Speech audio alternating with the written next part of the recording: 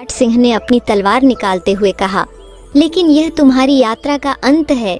मेरे इस गढ़ से कोई भी जीवित नहीं लौटता। वीरभद्र ने आगे बढ़कर कहा, हम न केवल जीवित लौटेंगे बल्कि तुम्हारे इस किले को तुम्हारी हार का स्मारक बनाएंगे। अर्जुन ने चुटकी लेते हुए कहा, विराट सिंह, तुम्हें समझ लेना चाहिए कि हमने यहाँ तक पहुँचने के लिए कितनी बाधाएं पार की हैं। तुम्हारी चालें अब हमें नहीं रोक पाएंगी। विराट सिंह ने अपने सैनिकों को आदेश दिया, इन्हें खत्म कर दो। इन विद्रोहियों को यहाँ से जिंदा लौटने मत देना। सैनिकों ने शौर्य और उसकी टोली पर हमला कर दिया। तलवारों की टकराहट और शोर से पूरा कक्ष गूंज उठा। हम इन्हें अलग अलग समूहों में विभाजित करेंगे। प्रज्ञा और अर्जुन, तुम्हारा काम दुश्मनों का ध्यान भटकाना है। मैं और वीरभद्र सीधे विराट सिंह का सामना करेंगे। शौर्य ने आदेश दिया। शौर्य ने अपनी तलवार से सैनिकों के हमलों को रोका और कुशलता से पलटवार किया। तुम्हारी ताकत केवल डराने में है, लेकिन मैं डरने वालों में से नहीं हूँ, शौर्य ने एक सैनिक को परास्त करते हुए कहा। वीरभद्र ने अपनी विशाल तलवार से दुश्मनों को परास्त किया। उसकी ताकत और फुर्ती ने दुश्मनों को हैरान कर दिया। तुम्हारे राजा को बताओ कि वीरभद्र यहाँ है और मैं बिना लड़े हार नहीं मानता, उसने गरजते हुए कहा। दूसरी ओर अर्जुन ने अपनी धनुष कला का प्रदर्शन करते हुए दुश्मनों के समूहों को तितर बितर किया। ये तीर केवल हथियार नहीं है, ये हमारी आजादी की ताकत है, अर्जुन ने कहा। उसने दुश्मनों के लिए हर कोण से तीर चलाए, जिससे वे भ्रमित हो गए और पीछे हटने लगे। प्रज्ञा ने दुश्मनों की रणनीति को समझते हुए उनके कमजोर बिंदुओं पर हमला किया। अगर हम इनकी ताकत के केंद्र को तोड़ दें तो ये जल्दी हार मान लेंगे, उसने सोचा। उसने सैनिकों के बीच उनकी आपूर्ति और समर्थन को खत्म करने की योजना बनाई। जब विराट सिंह ने देखा कि उसकी सेना कमजोर हो रही है तो वह खुद मैदान में उतरा। अब मैं तुम्हें खुद खत्म करूंगा शौर्य, उसने कहा। उसकी तलवार विशाल और भारी थी और वह हर वार में अपनी पूरी ताकत झोंक रहा था।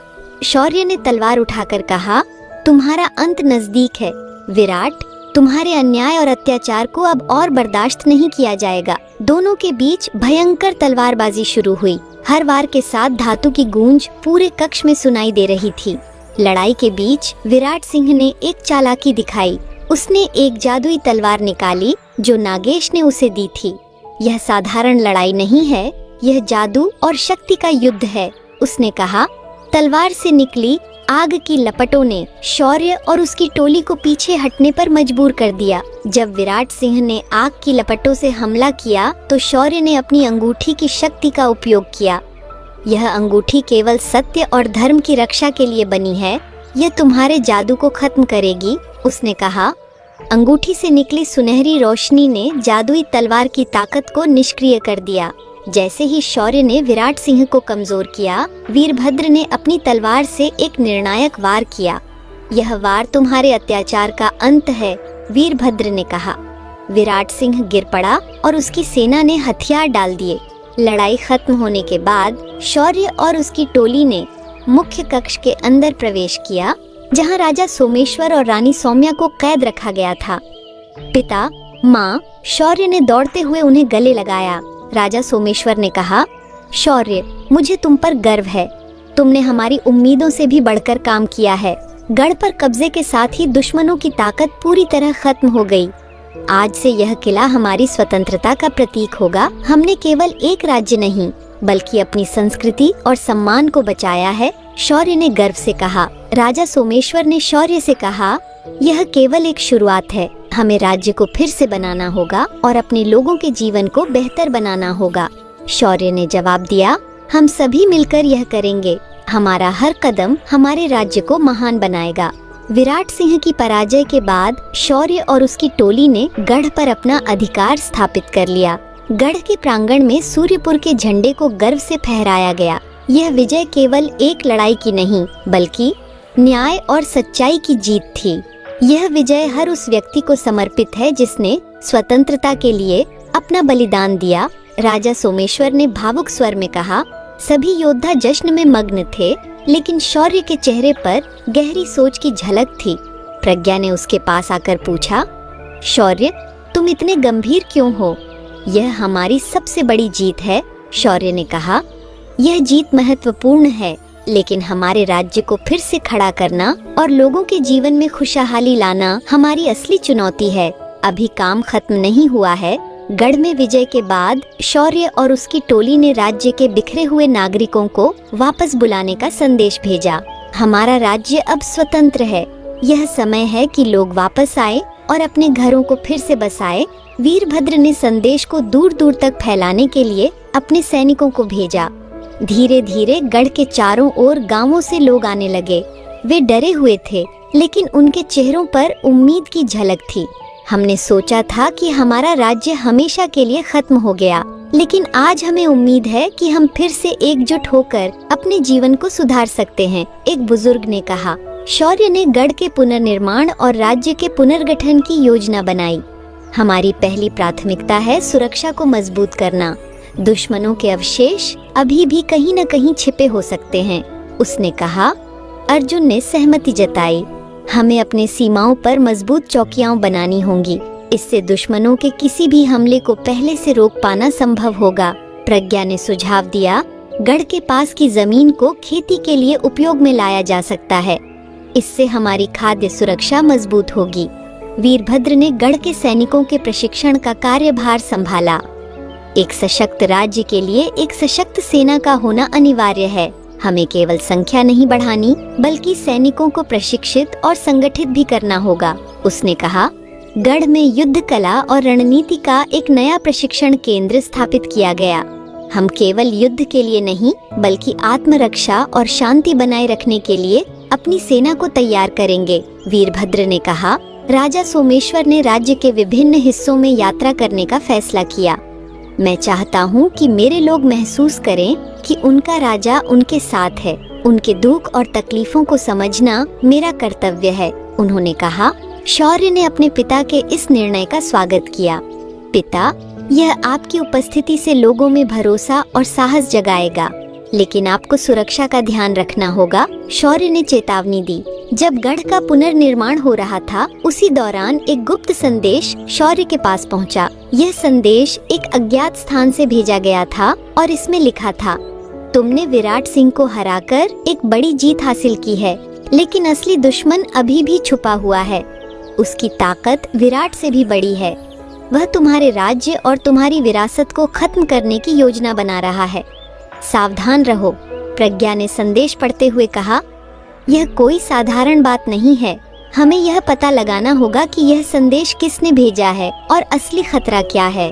अर्जुन ने सुझाव दिया, हमें अपने गुप्तचरों को इस बात का पता लगाने के लिए भेजना चाहिए। यह हमारी अगली चुनौती हो सकती है। संदेश ने शौर्य को चिंतित कर दिया। अगर यह सच है तो हमारा काम अभी खत्म नहीं हुआ है। हमें हर खतरे का सामना करने के लिए तैयार रहना होगा, उसने कहा। शौर्य ने राज्य के लोगों को संबोधित करने का निर्णय लिया। गढ़ के प्रांगण में हजारों लोग एकत्र हुए। यह विजय हमारी एकता और साहस का प्रतीक है, लेकिन हमें यह समझना होगा कि असली ताकत केवल हथियारों से नहीं, बल्कि एकजुटता और मेहनत से आती है। मैं आप सभी से आग्रह करता हूँ कि हम मिलकर अपने राज्य को फिर से महान बनाएं, शौर्य ने कहा। लोगों ने उत्साह से उसका समर्थन किया। हम तुम्हारे साथ हैं शौर्य, तुम्हारी नेतृत्व में हमारा राज्य फिर से समृद्ध होगा। भीड़ में से किसी ने चिल्लाया। गढ़ के अंदर एक पुरानी सुरंग की खोज की गई। सुरंग के अंत में एक बड़ा कमरा था, जिसमें राज्य के खजाने को छुपाया गया था। यह खजाना राज्य की समृद्धि को बहाल करने के लिए उपयोग में लाया जा सकता है, लेकिन हमें इसे सावधानी पूर्वक उपयोग करना होगा, राजा सोमेश्वर ने कहा। गढ़ की सीमा पर गश्त करते हुए सैनिकों ने कुछ संदिग्ध गतिविधियां देखीं। यहाँ कुछ लोग हमारी सुरक्षा प्रणाली का निरीक्षण कर रहे हैं। यह दुश्मनों का काम हो सकता है, एक सैनिक ने बताया। वीरभद्र ने कहा, हमें सतर्क रहना होगा। दुश्मन किसी भी समय हमला कर सकता है। शौर्य ने राज्य की सुरक्षा को और मजबूत करने और संभावित खतरों से निपटने के लिए नई योजना बनाई। हमारा राज्य अब एक नई सुबह देख रहा है, लेकिन हमें यह सुनिश्चित करना होगा कि हमारी मेहनत बर्बाद न हो, उसने कहा। एक रात गढ़ के द्वार पर एक रहस्यमय आगंतुक आया। वह एक लंबा गठीला आदमी था, जिसकी आंखों में अनुभव और दर्द झलक रहा था। मैं तुम्हारी मदद के लिए आया हूँ, शौर्य, उसने कहा। तुम कौन हो और तुम हमें क्यों मदद करना चाहते हो? शौर्य ने पूछा। मैं तुम्हारे पिता के पुराने सहयोगियों में से एक हूँ, लेकिन तुम्हारे राज्य पर एक बड़ा खतरा मंडरा रहा है और मैं चाहता हूँ कि तुम इसे खत्म करने में सफल हो जाओ। आगंतुक ने उत्तर दिया। गढ़ के विशाल द्वार पर खड़ा वह आगंतुक तेज हवा के बीच भी अडिग खड़ा था। उसकी लंबी कदकाठी, गहरे भूरे कपड़े और चमकती आंखों ने शौर्य और उसकी टोली का ध्यान खींचा। मैं अजय हूँ, तुम्हारे पिता का एक पुराना सहयोगी। मुझे यहाँ तक पहुँचने में वर्षों लग गए, लेकिन तुम्हें एक बड़े खतरे से आगाह करना मेरा कर्तव्य है, उसने गंभीर स्वर में कहा। राजा सोमेश्वर ने उसे पहचानते हुए कहा, अजय, तुम्हें देखे हुए वर्षों बीत गए। हमने सोचा था कि तुम युद्ध में मारे गए। अजय ने गहरी सांस लेते हुए कहा, मैं मरा नहीं, बल्कि दुश्मन की कैद में था। लेकिन जब मैंने सुना कि शौर्य ने विराट सिंह को हराकर गढ़ को पुनः अपने अधिकार में ले लिया है, तो मैंने यहाँ आने का फैसला किया। शौर्य, तुम्हारे सामने जो खतरा है वह विराट सिंह से भी बड़ा और घातक है। अजय ने एक भारी मन से अपनी कहानी सुनानी शुरू की। जब सूरजगढ़ और नागेश ने तुम्हारे राज्य पर हमला किया, तब उन्होंने सिर्फ सत्ता के लिए लड़ाई नहीं की थी, उन्होंने एक और खतरनाक योजना बनाई थी। वे कृष्णध्वज नामक एक प्राचीन योद्धा को जागृत करना चाहते थे। कृष्णध्वज एक ऐसा योद्धा जो काले जादू और अद्वितीय युद्ध कौशल का मालिक था। उसे सैकड़ों वर्षों पहले फुंक कर दिया गया था, लेकिन नागेश ने उसकी आत्मा को मुक्त करने का प्रयास शुरू कर दिया है। प्रज्ञा ने चिंतित स्वर में पूछा, कृष्णध्वज कौन है और नागेश उसे क्यों जगाना चाहता है?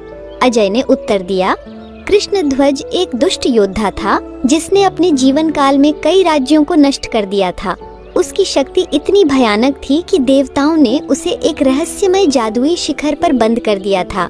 नागेश अब उसकी आत्मा को जागृत करके उसे अपनी सेना का नेतृत्व करने के लिए तैयार कर रहा है। अगर वह सफल हो गया तो न केवल तुम्हारा राज्य बल्कि पूरा क्षेत्र खतरे में पड़ जाएगा। नागेश ने अपनी योजना को पूरा करने के लिए 3 प्राचीन रत्नों को इकट्ठा करना शुरू कर दिया है। ये रत्न कृष्णध्वज को मुक्त करने की कुंजी है। हमें उसे रोकने के लिए इन रत्नों को ढूंढकर नष्ट करना होगा, अजय ने दृढ़ता से कहा। शौर्य ने गहरी सोच में कहा, यह हमारा अगला अभियान होगा। हमें नागेश की योजनाओं को रोकने के लिए तुरंत काम शुरू करना होगा। इस नए खतरे के सामने शौर्य ने राज्य की सुरक्षा को और मजबूत करने के लिए कदम उठाए। हम गढ़ के चारों ओर मजबूत दीवारें बनाएंगे और पहरेदारी को 2 गुना कर देंगे। अगर नागेश हमला करता है तो हमें पूरी तरह तैयार रहना होगा, वीरभद्र ने कहा। अर्जुन ने सुझाव दिया, हमारे गुप्तचरों को नागेश के ठिकाने का पता लगाना चाहिए। हमें यह भी देखना होगा कि वह रत्नों की तलाश में कहां-कहां जा सकता है। अजय ने बताया कि पहला रत्न पहाड़ों के पार स्थित एक प्राचीन मंदिर में छुपा है। यह मंदिर गहरे जंगलों में स्थित है। इसे अमृतधारा मंदिर कहा जाता है, लेकिन वहां पहुंचने का रास्ता खतरों से भरा है, अजय ने चेतावनी दी। शौर्य ने निर्णय लिया, हम इसे हासिल करेंगे। मैं, अर्जुन, प्रज्ञा और अजय इस अभियान पर जाएंगे। वीरभद्र, तुम गढ़ की रक्षा की जिम्मेदारी संभालोगे। अगली सुबह टोली ने अमृतधारा मंदिर की ओर प्रस्थान किया। घने जंगलों और पहाड़ी रास्तों से गुजरते हुए उन्होंने महसूस किया कि यह यात्रा उनके पिछले अभियानों से कहीं अधिक कठिन और खतरनाक होगी। यह जंगल बहुत अजीब है। यहाँ की हवा में एक अजीब तरह की ऊर्जा है, प्रज्ञा ने चिंतित होकर कहा। जंगल के बीच में चलते हुए टोली को एक सुनसान गांव मिला। गांव के घर खाली और टूटे फूटे थे। यहाँ कुछ हुआ है, लेकिन क्या? अर्जुन ने फुसफुसाकर पूछा। जैसे ही उन्होंने गांव पार करना शुरू किया, अचानक हवा में भूतिया आवाजें गूंजने लगीं। यह नागेश का जादू है, वह हमें डराने की कोशिश कर रहा है, अजय ने कहा। शौर्य ने अपनी तलवार निकालते हुए कहा, हम किसी भी डर से नहीं झुकेंगे। यह सिर्फ एक भ्रम है। जंगल के बीच एक प्राचीन वृक्ष ने अचानक आकार बदल लिया और एक विशाल दैत्य में बदल गया। तुम अमृतधारा मंदिर नहीं पहुंच सकते, यह तुम्हारा अंत है, दैत्य ने गरजते हुए कहा। टोली ने अपनी ताकत और सामूहिक रणनीति का उपयोग करके दैत्य का सामना किया। प्रज्ञा ने अपनी धनुष से उसकी आंखों पर निशाना साधा। अर्जुन ने उसे भ्रमित करने के लिए चारों ओर से तीर चलाए और अजय ने उसकी कमजोरियों को पहचान कर उन पर वार किया। शौर्य ने अपनी अंगूठी का उपयोग करके दैत्य को नष्ट कर दिया। आखिरकार टोली अमृतधारा मंदिर के पास पहुंची। यह मंदिर एक पहाड़ी के ऊपर स्थित था और चारों ओर से गहरी खाइयों से घिरा हुआ था। यहाँ तक पहुँचना आसान नहीं होगा, लेकिन हमें इसे किसी भी हालत में पाना होगा, अजय ने कहा। मंदिर की सीढ़ियाँ चमकती हुई लग रही थीं, लेकिन हर कदम एक नई चुनौती लेकर आ रहा था। मंदिर के अंदर चारों ने एक विशाल कक्ष में प्रवेश किया, जहाँ बीचों बीच एक चमकता हुआ नीला रत्न रखा था। यह वही है, लेकिन इसे छूने से पहले हमें इसकी सुरक्षा को निष्क्रिय करना होगा, अजय ने चेतावनी दी। मंदिर के कक्ष में दीवारों पर जादुई ग्रंथ लिखे हुए थे। ये ग्रंथ एक पहेली है। अगर हमने इसे हल किया तो रत्न तक पहुंच सकते हैं, प्रज्ञा ने कहा। शौर्य ने दीवारों पर लिखी पहेली को ध्यान से पढ़ा। यह सत्य, साहस और निष्ठा की परीक्षा है। हमें दिखाना होगा कि हम इन मूल्यों के लिए योग्य हैं, उसने कहा। अजय ने अपनी शक्ति और अनुभव का उपयोग किया और प्रज्ञा ने पहेली को हल करने में मदद की। आखिरकार रत्न उनके हाथों में आ गया। जैसे ही रत्न उनके हाथ में आया, मंदिर की दीवारें हिलने लगीं।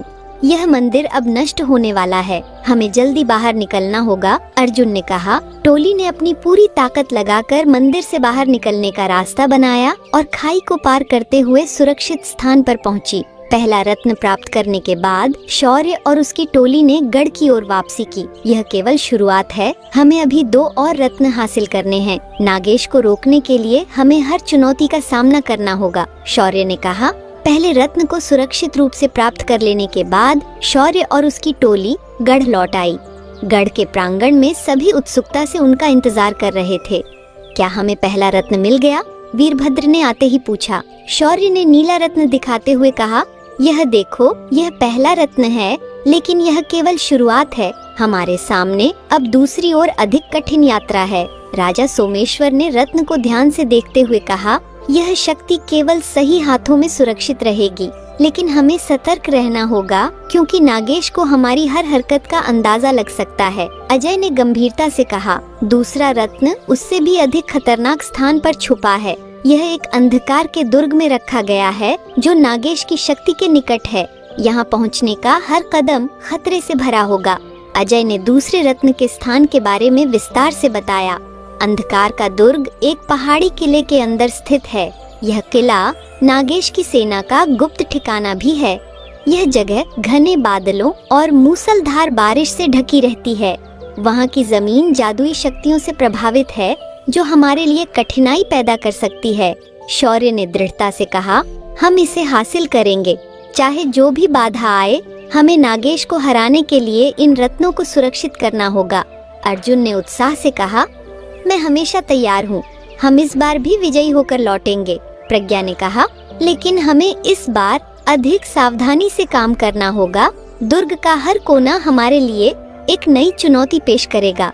शौर्य, अर्जुन, प्रज्ञा और अजय ने दुर्ग की ओर अपनी यात्रा शुरू की। यह रास्ता पिछले से कहीं अधिक कठिन और अनजान है, प्रज्ञा ने नक्शे को देखते हुए कहा। पहाड़ों और घने जंगलों के बीच टोली ने कठिनाइयों का सामना करते हुए अपना रास्ता बनाया। जैसे ही वे पहाड़ी के पास पहुँचे, उन्होंने देखा कि वहाँ एक बड़ा खड्ड था। खड्ड को पार करने का कोई सीधा रास्ता नहीं था। हमें इसे पार करना होगा, लेकिन कैसे? अर्जुन ने पूछा। अजय ने कहा, हम एक अस्थायी पुल बना सकते हैं। इसके लिए हमें पास के पेड़ों और लताओं का इस्तेमाल करना होगा। टोली ने मिलकर पेड़ों की शाखाओं और मजबूत लताओं से एक अस्थायी पुल तैयार किया। जैसे ही वे इसे पार करने लगे, खड्ड के नीचे से अचानक ज्वालामुखीय धुएं और गर्म हवाओं का प्रवाह शुरू हो गया। यह जादुई ऊर्जा है, यह हमें डराने और रोकने के लिए है, अजय ने कहा। शौर्य ने अंगूठी की शक्ति का उपयोग किया, जिसने खड्ड की गर्म हवाओं को रोक दिया। यह शक्ति हमें आगे बढ़ने से नहीं रोक सकती, उसने दृढ़ता से कहा। पहाड़ी के पार पहुंचने के बाद टोली ने एक घने और डरावने जंगल में प्रवेश किया। यह जंगल बहुत असामान्य है, यहाँ हर तरफ एक अजीब सी घुटन महसूस हो रही है, प्रज्ञा ने कहा। जंगल के अंदर अचानक हवा भारी होने लगी और चारों ओर से सफेद धुएं के बादल उठने लगे। इन बादलों से मानवाकार आकृतियां प्रकट होने लगीं। ये प्रेत हैं, ये हमारी मानसिक ताकत को कमजोर करने के लिए है, अजय ने चेतावनी दी। प्रेत टोली को भ्रमित करने लगे। वे अलग अलग दिशाओं से शौर्य और उसकी टोली पर आक्रमण करने का नाटक कर रहे थे।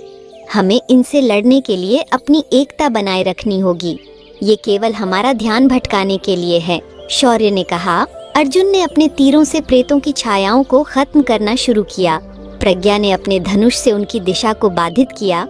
ये जादू केवल हमें डराने के लिए है, हम इसे जीत सकते हैं, प्रज्ञा ने कहा। जंगल पार करने के बाद टोली ने आखिरकार अंधकार के दुर्ग को देखा। यह किला एक ऊंची चट्टान पर स्थित था, चारों ओर गहरे बादल और गरजते हुए तूफान के बीच। यह जगह दुर्गम है, यहाँ प्रवेश करना आसान नहीं होगा, अजय ने कहा।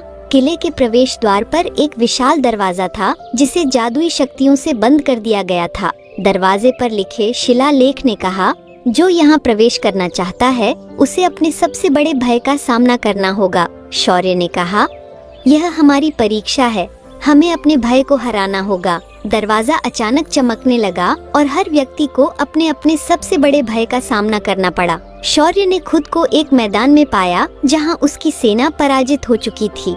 वह अकेला खड़ा था और दुश्मनों की आवाजें उसे घेर रही थीं। तुम हार चुके हो, तुम्हारे राज्य का अंत हो चुका है, आवाजें कह रही थीं। शौर्य ने अपनी तलवार उठाई और कहा, मैं कभी हार नहीं मानूंगा, ये केवल एक भ्रम है।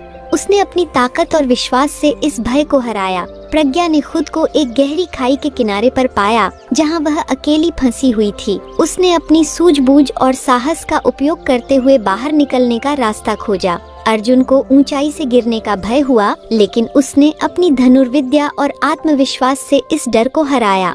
जब सभी ने अपने अपने भय को हराया तो दरवाजा धीरे धीरे खुल गया।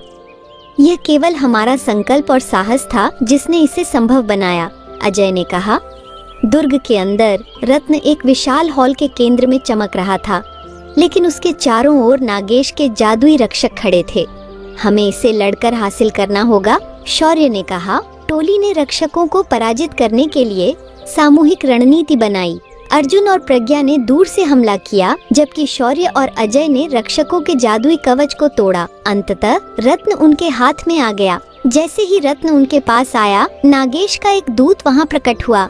तुमने दूसरा रत्न हासिल कर लिया, लेकिन तुम कृष्ण ध्वज को रोक नहीं पाओगे, वह जाग चुका है, उसने कहा। दूसरे रत्न के साथ टोली गढ़ की ओर वापस लौटने लगी। यह खतरा बढ़ता जा रहा है, हमें अंतिम रत्न हासिल करने के लिए पूरी ताकत लगानी होगी, शौर्य ने कहा। अंधकार के दुर्ग से दूसरे रत्न को हासिल करने के बाद शौर्य और उसकी टोली गढ़ की ओर लौट रही थी। रास्ते भर वे महसूस कर रहे थे कि उनके पीछे छाया जैसा कुछ उन्हें लगातार देख रहा है। यह नागेश की चाल हो सकती है, वह हमें डराने और कमजोर करने की कोशिश कर रहा है, अजय ने कहा। प्रज्ञा ने सतर्कता से चारों ओर देखते हुए कहा, हमें तेजी से गढ़ लौटना चाहिए, हर कदम पर खतरा मंडरा रहा है। गढ़ पहुंचने पर शौर्य ने अपनी पूरी टोली और राजा सोमेश्वर के साथ बैठक बुलाई। हमने 2 रत्न हासिल कर लिए हैं, लेकिन नागेश अब और खतरनाक हो सकता है। हमें अंतिम रत्न हासिल करने के लिए अपनी ताकत और समझ का पूरा उपयोग करना होगा, शौर्य ने कहा। राजा सोमेश्वर ने चिंता व्यक्त करते हुए कहा, अंतिम रत्न वह कुंजी है जिससे नागेश कृष्ण ध्वज को पूरी तरह जागृत कर सकता है। हमें उसे इससे पहले रोकना होगा। अर्जुन ने नक्शे की ओर इशारा करते हुए पूछा, यह रत्न कहाँ छुपा हुआ है? अजय ने बताया, यह रत्न आग की घाटी में छुपा है। यह स्थान एक सक्रिय ज्वालामुखी के पास स्थित है। वहां तक पहुंचना सबसे कठिन होगा, क्योंकि यह इलाका न केवल प्राकृतिक खतरों से भरा है, बल्कि नागेश ने यहाँ अपने सबसे शक्तिशाली रक्षकों को तैनात किया हुआ है। शौर्य ने इस यात्रा के लिए वही टोली चुनी जो पहले 2 अभियानों में साथ थी। हमने पहले भी कठिन रास्ते पार किए हैं और इस बार भी हम सफल होंगे, वीरभद्र ने उत्साह से कहा। प्रज्ञा ने जरूरी चीजें जैसे रस्सियां, हथियार और जादुई कवच तैयार किए। इस बार हमारी लड़ाई सिर्फ जादुई ताकतों से नहीं, बल्कि प्रकृति के क्रोध से भी होगी। हमें हर परिस्थिति के लिए तैयार रहना होगा, उसने कहा। टोली ने गढ़ से निकलते ही तेज गति से यात्रा शुरू की। रास्ता संकरी घाटियों, तेज बहाव वाली नदियों और ऊंचे पहाड़ों से होकर गुजर रहा था। यह इलाका पिछले सभी रास्तों से अधिक चुनौतीपूर्ण है। यहाँ हमें हर कदम पर सतर्क रहना होगा, अजय ने चेतावनी दी। जैसे ही टोली एक पहाड़ी घाटी से गुजर रही थी, अचानक जमीन हिलने लगी। भूकंप! अर्जुन ने चिल्लाया। ऊपर की चट्टानों से बड़े बड़े पत्थर गिरने लगे। टोली ने अपने आप को बचाने के लिए तेजी से छुपने की कोशिश की। हमें इस घाटी से जल्द निकलना होगा, शौर्य ने कहा। अजय ने अपने अनुभव का उपयोग करते हुए टोली को एक सुरक्षित गुफा में पहुंचाया। यह भूकंप साधारण नहीं है, यह नागेश की जादुई शक्तियों का असर हो सकता है, उसने कहा। घाटी पार करने के बाद टोली ने खुद को एक घने जंगल के बीच पाया, लेकिन यह जंगल सामान्य नहीं था। यहाँ के पेड़ों से आग की लपटें निकल रही थीं। यह जगह ज्वालामुखी के पास की है, यहाँ की हर चीज आग के संपर्क में है, प्रज्ञा ने कहा। शौर्य ने अपनी अंगूठी का उपयोग करते हुए आग की लपटों को शांत किया। यह अंगूठी हमारी मदद कर सकती है, लेकिन हमें जल्दी आगे बढ़ना होगा, उसने कहा। अर्जुन ने पेड़ों के बीच सुरक्षित रास्ता खोजने में मदद की और टोली धीरे धीरे जंगल को पार करने में सफल हुई। आखिरकार टोली आग की घाटी के पास पहुंची। यह स्थान एक विशाल ज्वालामुखी के पास था, जहां लावा की नदियां बह रही थीं। यह जगह देखने में जितनी भयावह है, यहाँ काम करना उतना ही मुश्किल होगा, वीरभद्र ने कहा। अजय ने बताया, रत्न इस घाटी के बीच में स्थित एक प्राचीन मंदिर में छुपा है, लेकिन वहां पहुंचने के लिए हमें लावा की धाराओं को पार करना होगा। प्रज्ञा ने एक जादुई नक्शा निकाला जो मंदिर के अंदर के रास्तों को दिखा रहा था। यहाँ कई जादुई जाल हैं, जिन्हें हमें निष्क्रिय करना होगा। इसके अलावा मंदिर की सुरक्षा के लिए नागेश ने अपने राक्षसी रक्षकों को तैनात किया होगा, उसने कहा। शौर्य ने योजना बनाते हुए कहा, हम पहले लावा की धाराओं को पार करेंगे।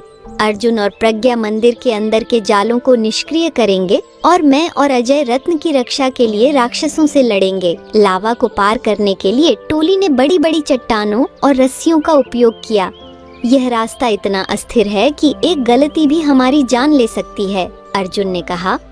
शौर्य ने अपने साहस से टोली को सुरक्षित लावा के दूसरी ओर पहुंचाया। मंदिर के द्वार पर पहुंचते ही टोली का सामना एक विशाल राक्षस से हुआ। यह राक्षस लावा के टुकड़ों से बना हुआ था और आग की बौछार कर रहा था। यह हमारी परीक्षा है, हमें इसे हराना होगा, अजय ने कहा। शौर्य ने अपनी तलवार निकाली और राक्षस का ध्यान भटकाया, जबकि अर्जुन और प्रज्ञा ने उसे कमजोर करने के लिए तीर चलाए।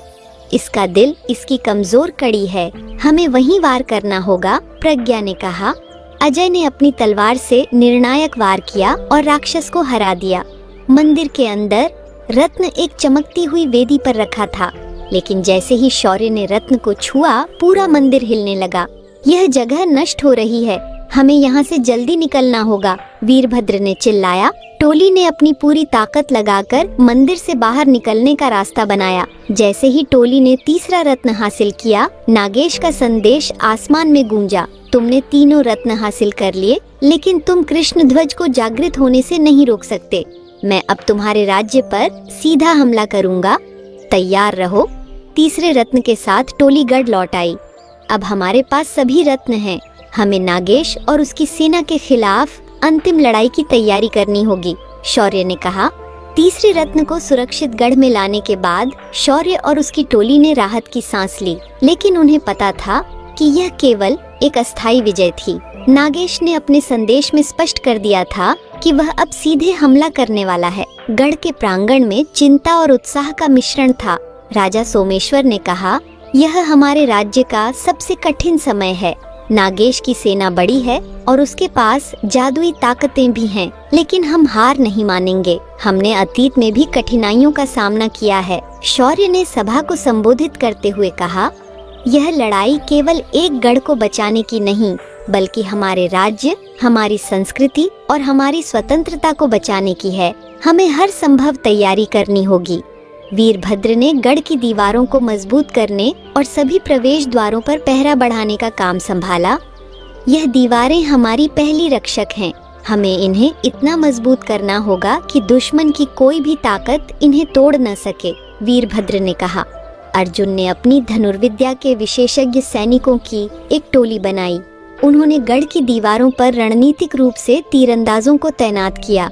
हमारी तीरंदाजी नागेश की सेना को उनकी पहुंच से पहले ही कमजोर कर देगी, अर्जुन ने कहा। तीनों रत्न अब गढ़ के सबसे सुरक्षित कक्ष में रखे गए थे। अजय और प्रज्ञा ने रत्नों की शक्तियों का अध्ययन शुरू किया। प्रज्ञा ने कहा, इन रत्नों में न केवल कृष्ण ध्वज को जागृत करने की शक्ति है, बल्कि इन्हें सही तरीके से इस्तेमाल करके हम नागेश की योजनाओं को विफल भी कर सकते हैं। अजय ने कहा, हमें इन रत्नों को नागेश के खिलाफ एक हथियार के रूप में उपयोग करना होगा, लेकिन हमें यह भी सुनिश्चित करना होगा कि ये उसकी पहुंच में न आए। एक दिन गढ़ की दीवारों पर पहरा दे रहे सैनिकों ने देखा कि दूर क्षितिज पर धूल का एक बड़ा गुब्बार उठ रहा है। यह नागेश की सेना है, वे हमारी ओर बढ़ रहे हैं, एक सैनिक ने चिल्लाया। सैनिकों की बड़ी टुकड़ी, जिनके पास विशाल युद्ध यंत्र और जादुई उपकरण थे, गढ़ की ओर बढ़ रही थी। उनके साथ नागेश का दूत भी था, जिसने गढ़ के दरवाजे पर आकर कहा, यह तुम्हारी आखिरी चेतावनी है। अगर तुम रत्न हमें सौंप दोगे तो तुम्हारी जान बख्श दी जाएगी, वरना यह गढ़ और इसके सभी लोग राख में बदल जाएंगे। शौर्य ने गढ़ की दीवार पर खड़े होकर दूत को जवाब दिया, हमारे पास तीनों रत्न हैं, लेकिन हम इन्हें किसी बुरे उद्देश्य के लिए उपयोग नहीं होने देंगे। अगर तुम्हें लगता है कि हम तुम्हारे डराने धमकाने से हार मान लेंगे तो यह तुम्हारी भूल है। दूत ने क्रोध में कहा, तुम्हें इसका खामियाजा भुगतना पड़ेगा। वह लौट गया और नागेश की सेना ने गढ़ को घेर लिया। नागेश की सेना ने गढ़ पर हमला करना शुरू कर दिया। उन्होंने अपने विशाल युद्ध यंत्रों से दीवारों पर पत्थर और आग के गोले फेंकने शुरू कर दिए। वीरभद्र और उसकी टोली ने गढ़ की दीवारों की रक्षा करते हुए दुश्मनों के हर हमले का जवाब दिया। हम इन दीवारों को किसी भी कीमत पर गिरने नहीं देंगे, वीरभद्र ने कहा। अर्जुन ने अपने तीरंदाजों के साथ दुश्मनों की अग्रिम पंक्ति को कमजोर कर दिया। हमारी तीरंदाजी उनकी गति को रोक देगी, उसने कहा। प्रज्ञा ने गढ़ के अंदर महिलाओं और बच्चों को सुरक्षित स्थानों पर पहुंचाने का प्रबंध किया। युद्ध केवल तलवार और तीर से नहीं जीता जाता, हमें यह भी सुनिश्चित करना होगा कि हमारे लोग सुरक्षित रहें, उसने कहा। उसने भोजन, पानी और अन्य आवश्यकताओं का भंडार सुनिश्चित किया। जैसे ही युद्ध तेज हुआ, नागेश ने अपनी जादुई शक्तियों का उपयोग करना शुरू कर दिया। उसने आसमान में काले बादल बनाए, जिनसे बिजली और आग की बारिश होने लगी। यह उसका असली खेल है। वह अपनी जादुई ताकत से हमारे सैनिकों को कमजोर करना चाहता है, अजय ने कहा। शौर्य ने अपनी अंगूठी का उपयोग करते हुए जादुई बारिश को रोकने की कोशिश की। यह शक्ति बुरी ताकतों को रोक सकती है, हमें अपनी ताकत पर भरोसा रखना होगा, उसने कहा। अंगूठी से निकली सुनहरी रोशनी ने जादुई बारिश को रोक दिया और गढ़ को एक बार फिर सुरक्षित कर दिया। युद्ध का दूसरा दिन और भी भयंकर था। नागेश की सेना ने गढ़ के मुख्य दरवाजे को तोड़ने की कोशिश की। हमें उनके हर हमले का जवाब देना होगा। अगर यह दरवाजा टूट गया तो वे गढ़ के अंदर आ जाएंगे, वीरभद्र ने कहा। सैनिकों ने दरवाजे को मजबूत करने के लिए लकड़ी और लोहे की चादरें लगाईं। दूसरे दिन की शाम को नागेश खुद युद्ध के मैदान में प्रकट हुआ। उसका कद लंबा और भयावह था और उसकी आंखों में क्रूरता झलक रही थी। मैं यहाँ हूँ, शौर्य, आओ, अगर तुम्हें अपनी शक्ति पर भरोसा है, उसने चुनौती दी। शौर्य ने तलवार उठाते हुए कहा, यह युद्ध केवल तुम्हारे लिए नहीं, बल्कि हर उस व्यक्ति के लिए है जिसने तुम्हारे अत्याचारों का सामना किया है। आज तुम्हारा अंत होगा। जैसे ही नागेश ने अपनी शक्ति बढ़ाई, दूर पहाड़ों से एक भयंकर आवाज गूंजी। यह कृष्ण ध्वज की जागृति का संकेत है। नागेश ने अपने काले जादू से उसे जगाने की प्रक्रिया शुरू कर दी है, अजय ने कहा। शौर्य ने दृढ़ता से कहा, हमें उसे हर कीमत पर रोकना होगा। यह हमारे राज्य और हमारे लोगों की आखिरी उम्मीद है। शौर्य ने गढ़ के सभी योद्धाओं को एकत्र किया। यह हमारी सबसे बड़ी लड़ाई है। हमें अपनी पूरी ताकत और साहस का प्रदर्शन करना होगा। हम नागेश और उसकी ताकतों को हराकर अपने राज्य को बचाएंगे। योद्धाओं ने गर्जना करते हुए कहा, हम तुम्हारे साथ हैं, शौर्य। तीसरा दिन युद्ध का सबसे महत्वपूर्ण दिन था। गढ़ की दीवारें पहले ही दुश्मनों के भारी हमलों का सामना कर चुकी थीं। हर तरफ जले हुए तीर, टूटी हुई तलवारें और गिरे हुए सैनिकों के निशान युद्ध की भयावहता को बयान कर रहे थे। हमारे सैनिक थके हुए हैं, लेकिन हमारी आत्मा अभी भी अडिग है। यह निर्णायक दिन होगा, वीरभद्र ने शौर्य से कहा। प्रज्ञा ने गढ़ के शीर्ष पर खड़े होकर युद्ध क्षेत्र का निरीक्षण किया। नागेश की सेना ने गढ़ को चारों ओर से घेर लिया है। वे लगातार दरवाजे पर हमला कर रहे हैं। हमें अब आक्रमण में अधिक आक्रामकता दिखानी होगी। उसने कहा। शौर्य ने सभी सैनिकों को एकत्र किया और कहा, यह हमारी सबसे बड़ी परीक्षा है। हमने जो कुछ भी सीखा है उसे आज दिखाने का समय है। यह युद्ध केवल हथियारों से नहीं बल्कि हमारी एकजुटता और साहस से जीता जाएगा। अर्जुन ने अपने तीरंदाजों को गढ़ की दीवारों पर तैनात किया। हम हर दिशा से आने वाले दुश्मनों को निशाना बनाएंगे। हमारी तीरों की बौछार उन्हें अंदर घुसने का मौका नहीं देगी। अर्जुन ने कहा। नागेश की सेना ने भयंकर रूप से गढ़ के मुख्य द्वार पर हमला शुरू किया। उन्होंने भारी लोहे की गाड़ियों से दरवाजे को तोड़ने की कोशिश की। यह दरवाजा कमजोर हो रहा है, हमें इसे बचाने के लिए पूरी ताकत लगानी होगी, वीरभद्र ने कहा। शौर्य ने अपने सबसे मजबूत योद्धाओं को दरवाजे की रक्षा करने का आदेश दिया। प्रज्ञा ने गढ़ के अंदर की एक गुप्त सुरंग से आने वाले दुश्मनों की आवाज सुनी। नागेश ने हमारे गढ़ के अंदर छुपी गुप्त सुरंग का पता लगा लिया है। वे इस रास्ते से अंदर घुसने की कोशिश कर रहे हैं। उसने शौर्य को चेतावनी दी। शौर्य ने तुरंत अर्जुन और प्रज्ञा को सुरंग के रास्ते की रक्षा करने के लिए भेजा। यह रास्ता हमारे गढ़ का सबसे कमजोर बिंदु है। अगर दुश्मन इसे भेद देते हैं तो हम बुरी तरह फंस जाएंगे, उसने कहा। सुरंग के भीतर दुश्मनों ने भारी संख्या में प्रवेश करने की कोशिश की। अर्जुन ने अपनी धनुर्विद्या का अद्भुत प्रदर्शन करते हुए दुश्मनों को आगे बढ़ने से रोका। यह तुम्हारा अंत है, अर्जुन ने कहते हुए एक एक दुश्मन को निशाना बनाया। प्रज्ञा ने अपनी सूझबूझ का इस्तेमाल करते हुए सुरंग के एक हिस्से को ढाने का निर्णय लिया ताकि दुश्मनों का मार्ग अवरुद्ध हो जाए। अगर हम इस रास्ते को बंद कर देते हैं तो यह गढ़ सुरक्षित रहेगा, उसने कहा। दोनों ने मिलकर सुरंग को बंद कर दिया और दुश्मनों का मार्ग रुक गया। युद्ध के दौरान नागेश स्वयं युद्ध के मैदान में प्रकट हुआ। उसकी उपस्थिति ने उसकी सेना का मनोबल बढ़ा दिया। शौर्य, मैं तुम्हारे साहस की परीक्षा लेने आया हूँ। देखता हूँ कि तुम मुझे और मेरी शक्ति को कैसे रोकते हो, उसने चिल्लाकर कहा। नागेश ने अपनी जादुई ताकत का उपयोग करके गढ़ पर बिजली और आग की बौछार शुरू कर दी। यह उसका असली खेल है, हमें उसकी ताकत को कमजोर करना होगा, अजय ने कहा। शौर्य ने गढ़ के अंदर से तीनों रत्नों को निकालने का निर्णय लिया। ये रत्न केवल कृष्ण ध्वज को जागृत करने के लिए नहीं बल्कि बुरी शक्तियों को रोकने के लिए भी उपयोग किए जा सकते हैं, उसने कहा। अजय ने कहा, हमें इन रत्नों को मिलाकर एक ढाल बनानी होगी जो नागेश की जादुई शक्तियों को रोक सके। प्रज्ञा ने रत्नों को एक साथ रखा और उनसे एक सुनहरी किरण निकली जिसने नागेश की जादुई बारिश को रोक दिया। शौर्य ने तलवार उठाई और नागेश के सामने खड़ा हुआ। तुम्हारा समय खत्म हो चुका है नागेश, अब तुम्हारा अत्याचार खत्म होगा, उसने दृढ़ता से कहा। दोनों के बीच भयंकर युद्ध शुरू हुआ। नागेश की जादुई तलवार और शौर्य की दिव्य अंगूठी के बीच टकराव से बिजली की चिंगारियां निकलने लगीं। तुम मुझसे नहीं जीत सकते क्योंकि मैं केवल एक योद्धा नहीं बल्कि अंधकार की शक्ति हूँ, नागेश ने कहा। और मैं सच्चाई और धर्म की शक्ति हूँ। तुम्हारा अंधकार मेरे प्रकाश के सामने टिक नहीं सकता, शौर्य ने उत्तर दिया। जैसे ही युद्ध अपने चरम पर पहुंचा, दूर पहाड़ों से एक तेज गर्जना हुई। कृष्ण ध्वज की आत्मा जागृत हो रही थी। यह वही समय है जब कृष्ण ध्वज को पूरी तरह जागृत किया जाएगा। हमें इसे रोकने के लिए तुरंत कदम उठाने होंगे, अजय ने कहा। शौर्य ने अपनी टोली को आदेश दिया, तुम सब कृष्ण ध्वज को जागृत होने से रोकने के लिए जाओ, मैं यहाँ नागेश से निपटूंगा। प्रज्ञा, अर्जुन और अजय ने पहाड़ों की ओर कूच किया जहाँ कृष्ण ध्वज का प्राचीन शिखर स्थित था। यहाँ पर हर कदम पर जादुई शक्तियों का सामना करना पड़ेगा। हमें अपनी चतुराई और साहस का उपयोग करना होगा, अजय ने कहा। शिखर तक पहुँचने से पहले तीनों को नागेश के रक्षकों का सामना करना पड़ा। अर्जुन ने अपने तीरों से रक्षकों को कमजोर किया जबकि प्रज्ञा ने अपने जादुई हथियारों का उपयोग किया। इसी दौरान शौर्य और नागेश के बीच की लड़ाई और भी भयंकर हो गई। नागेश ने अपनी पूरी ताकत लगाकर शौर्य को हराने की कोशिश की, लेकिन शौर्य की अंगूठी की शक्ति ने उसे बार बार रोका। यह तुम्हारा अंत है नागेश, शौर्य ने अपनी तलवार से अंतिम वार करते हुए कहा।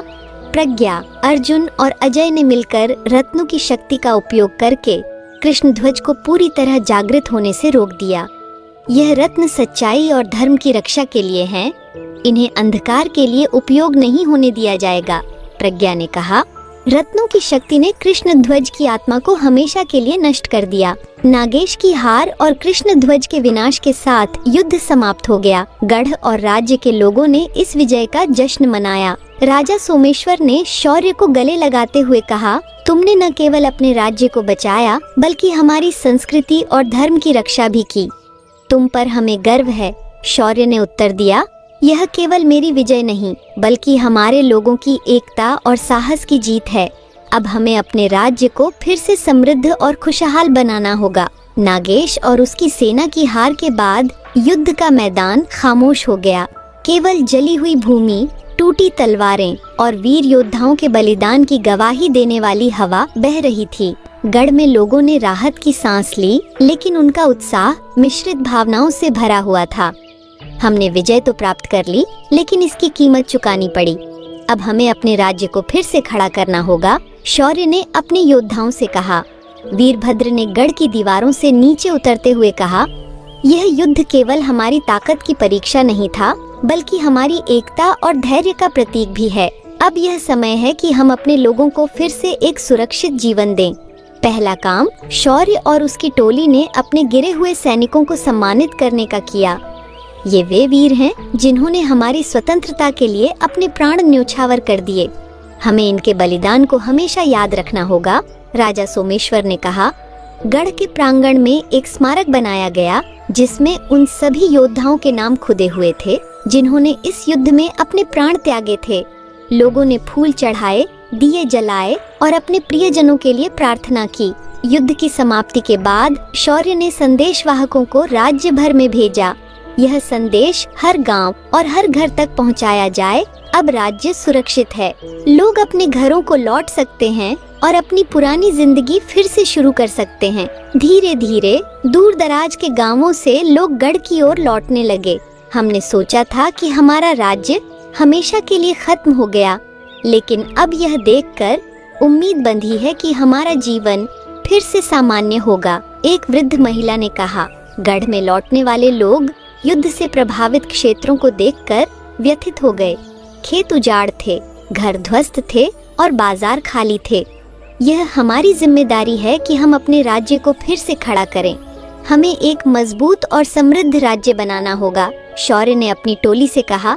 अजय ने सुझाव दिया, हम अपने राज्य को अलग अलग क्षेत्रों में बांट सकते हैं, जहां प्रत्येक क्षेत्र की जिम्मेदारी एक सक्षम व्यक्ति को दी जाएगी।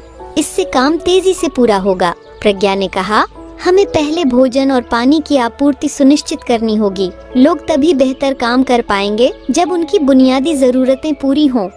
अर्जुन ने राज्य के किसानों के साथ मिलकर खेती को पुनः शुरू किया। हम इन जमीनों को फिर से उपजाऊ बनाएंगे, ये हमारी अर्थव्यवस्था का आधार है, उसने कहा। गांवों में सड़कों और पानी की नहरों का निर्माण शुरू हुआ।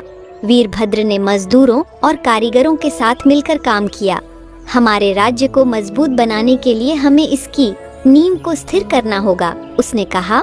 शौर्य ने अपने नेतृत्व से लोगों का विश्वास जीता। वह गढ़ के हर कोने में घूमकर लोगों से बात करता, उनकी समस्याओं को सुनता और उन्हें समाधान देता। तुमने हमारे लिए इतना बड़ा युद्ध लड़ा, अब हम तुम्हारे साथ राज्य को फिर से बनाने में मदद करेंगे। एक युवा किसान ने कहा। राजा सोमेश्वर ने राज्य में नए कानून लागू किए जो न्याय और समानता पर आधारित थे। हमें अपने राज्य को ऐसा बनाना होगा जहां हर व्यक्ति सुरक्षित और सम्मानित महसूस करे, उन्होंने कहा। शौर्य ने शिक्षा को प्राथमिकता दी। युद्ध केवल तलवारों से नहीं जीते जाते बल्कि ज्ञान और समझ से भी। हमें अपने बच्चों को शिक्षित करना होगा, उसने कहा। गढ़ में एक बड़ा विद्यालय खोला गया जहां बच्चों को युद्ध कला, कृषि और प्राचीन ज्ञान सिखाया जाने लगा। एक दिन गढ़ में एक अजनबी पहुंचा। वह बुरी तरह घायल था और उसकी सांसें तेज चल रही थीं। कौन हो तुम और यहाँ क्यों आए हो? वीरभद्र ने पूछा। अजनबी ने कहा, मैं एक व्यापारी हूँ। मैंने दूर दराज के इलाकों में एक नई शक्ति को उभरते हुए देखा है। वे ताकतवर हैं और वे इस राज्य पर हमला करने की योजना बना रहे हैं। यह सुनकर शौर्य गंभीर हो गया।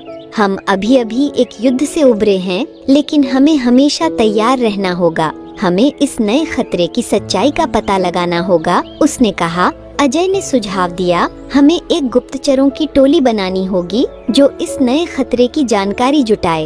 ये गुप्तचर राज्य के बाहर जाए और दुश्मन की हर चाल का पता लगाए। प्रज्ञा ने इस काम के लिए स्वयं सेवकों को प्रशिक्षित करना शुरू किया। यह काम साहस और चतुराई का है, हमें सबसे भरोसेमंद लोगों को चुनना होगा, उसने कहा। शौर्य ने अपने पिता से कहा, राज्य का पुनर्निर्माण सही दिशा में जा रहा है, लेकिन यह समय है कि मैं इस नए खतरे का सामना करने के लिए तैयार हूँ। हमें न केवल अपने राज्य की रक्षा करनी है, बल्कि अपने पड़ोसी राज्यों के साथ भी मित्रता करनी होगी।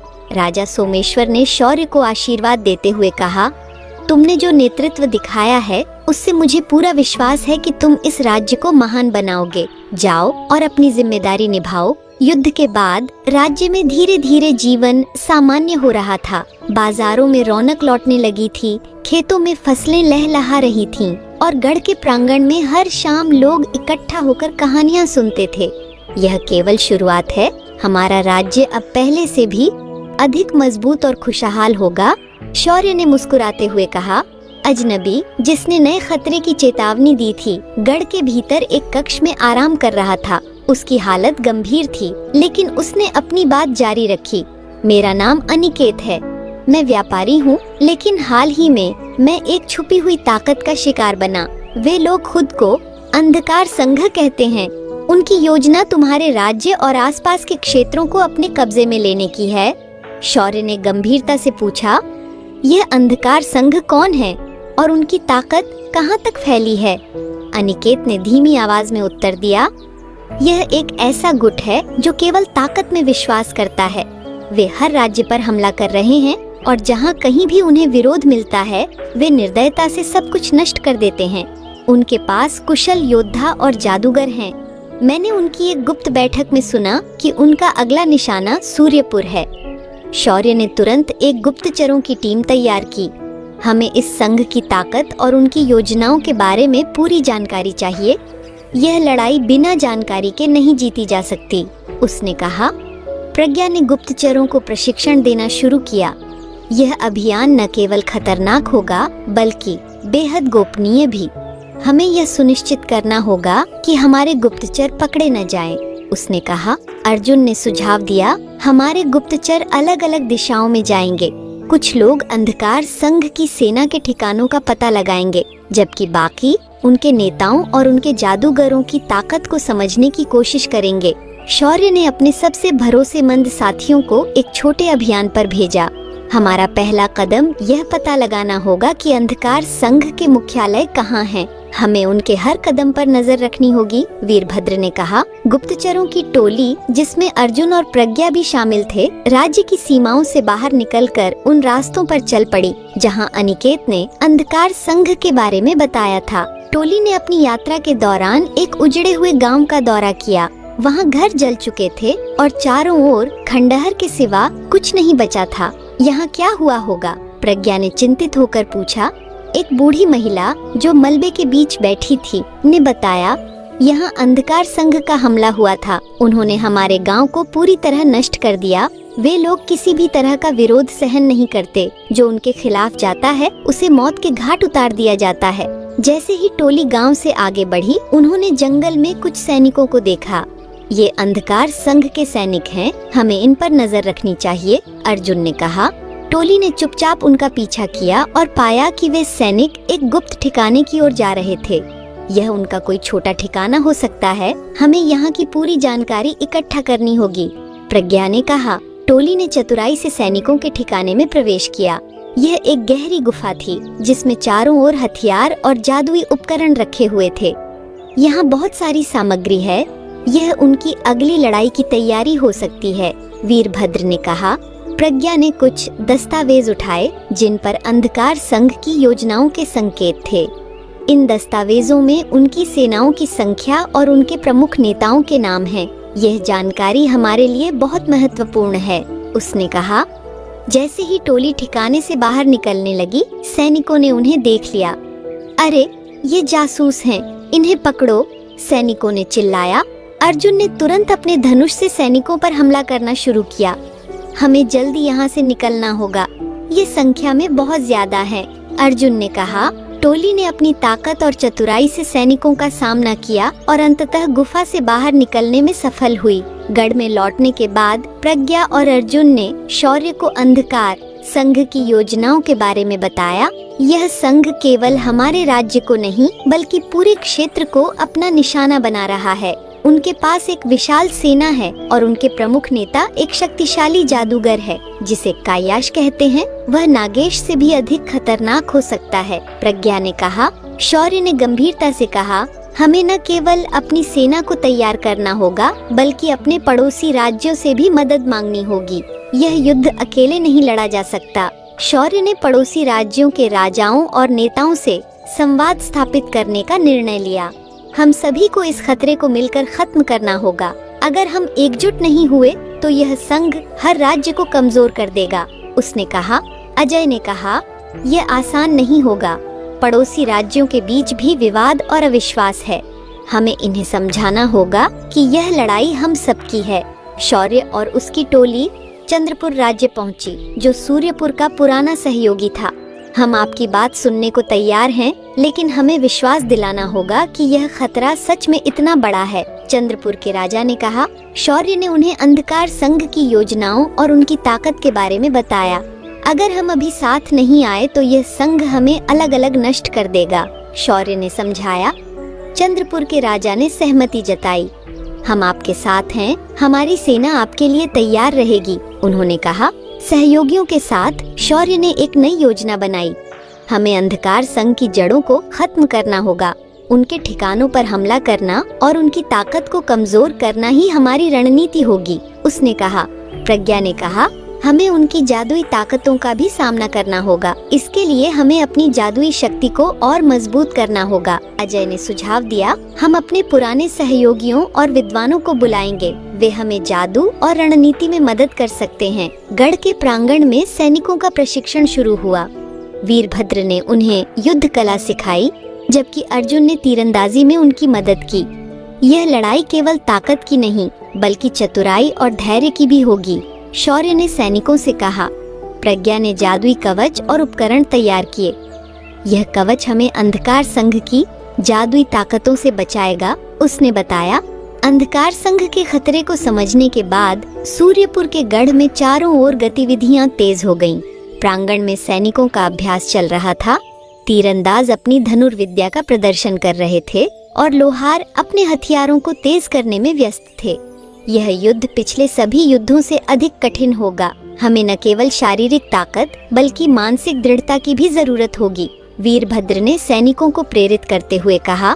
प्रज्ञा ने अपने जादुई उपकरणों की एक श्रृंखला तैयार की। उसने अजय और शौर्य को कुछ विशेष कवच दिखाते हुए कहा, यह कवच अंधकार संघ के जादुई हमलों के खिलाफ हमारी रक्षा करेगा, लेकिन इसे इस्तेमाल करना एक कला है, क्योंकि यह केवल सबसे निष्ठावान और साहसी लोगों के लिए काम करेगा। शौर्य ने अपने सैनिकों को यह कवच पहनने के लिए प्रेरित किया। हमारा हर कदम इस लड़ाई में निर्णायक होगा, उसने कहा। गुप्तचरों ने रिपोर्ट दी कि अंधकार संघ का पहला बड़ा ठिकाना एक पुराने किले में स्थित है, जो घने जंगलों के बीच छुपा हुआ है। यह किला उनकी योजना का केंद्र है। हमें इसे ध्वस्त करना होगा, अजय ने कहा। प्रज्ञा ने नक्शे को देखते हुए कहा, यह किला केवल एक दुर्ग नहीं बल्कि एक जादुई क्षेत्र है। यहाँ तक पहुँचने का रास्ता कई जादुई बाधाओं से भरा है। हमें बहुत सतर्क रहना होगा। शौर्य, प्रज्ञा, अर्जुन, अजय और वीरभद्र ने अपने भरोसेमंद सैनिकों के साथ किले की ओर यात्रा शुरू की। यह रास्ता खतरों से भरा हो सकता है। हमें अपनी चालाकी और धैर्य का उपयोग करना होगा, शौर्य ने कहा। घने जंगलों में प्रवेश करते ही टोली को चारों ओर से अजीब आवाजें सुनाई देने लगीं। यह जादुई क्षेत्र है। ये आवाजें हमें भ्रमित करने के लिए हैं, प्रज्ञा ने बताया। टोली ने अपने कदमों को स्थिर रखा और एक दूसरे से दूरी बनाए बिना आगे बढ़ी। जंगल के बीच में अचानक पेड़ों के पत्ते हवा में उड़ने लगे।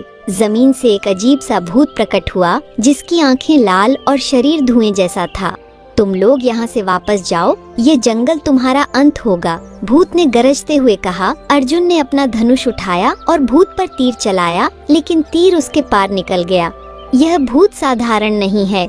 हमें इसे हराने के लिए इसकी जादुई ऊर्जा को समाप्त करना होगा, प्रज्ञा ने कहा। उसने अपनी जादुई शक्तियों का उपयोग करते हुए एक प्रकाश पुंज बनाया जो भूत को कमजोर कर रहा था। अब इसे खत्म करो, उसने चिल्लाया। शौर्य ने अपनी तलवार से भूत पर वार किया और वह भूत एक जोरदार आवाज के साथ गायब हो गया।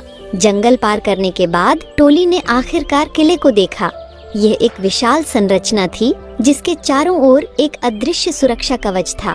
यह जादुई कवच हमारी सबसे बड़ी चुनौती है, हमें इसे तोड़ने का तरीका खोजना होगा, अजय ने कहा। किले के अंदर जाने के लिए टोली ने 2 हिस्सों में बांटने की योजना बनाई। अर्जुन और प्रज्ञा, तुम लोग दीवारों के ऊपर से जाओ, मैं और वीरभद्र मुख्य द्वार पर हमला करेंगे, शौर्य ने कहा। दीवारों पर तीरंदाजी करते हुए अर्जुन ने दुश्मनों को विचलित किया। इनके तीर हमारे कवच को छू भी नहीं सकते, यह हमारा मौका है, अर्जुन ने प्रज्ञा से कहा। प्रज्ञा ने एक जादुई उपकरण का उपयोग करते हुए दीवार पर मौजूद सैनिकों को अंधा कर दिया। मुख्य द्वार पर शौर्य और वीरभद्र ने दुश्मनों के भारी प्रतिरोध का सामना किया। यह द्वार तोड़ना आसान नहीं होगा, हमें पूरी ताकत लगानी होगी, वीरभद्र ने कहा। शौर्य ने अपनी तलवार से द्वार पर हमला किया और अंततः वे किले के अंदर प्रवेश करने में सफल हुए। किले के अंदर हर चीज असामान्य लग रही थी। हवा भारी थी और चारों ओर एक अजीब सी ऊर्जा का अनुभव हो रहा था। यहाँ हर कदम पर एक जादुई जाल हो सकता है, हमें सतर्क रहना होगा, प्रज्ञा ने चेतावनी दी। जैसे ही टोली मुख्य कक्ष की ओर बढ़ी, अचानक फर्श हिलने लगा।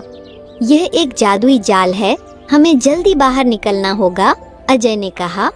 प्रज्ञा ने अपने जादुई उपकरणों का उपयोग करते हुए जाल को निष्क्रिय किया। मुख्य कक्ष में प्रवेश करते ही टोली का सामना अंधकार संघ के सबसे खतरनाक जादूगर कायाश से हुआ।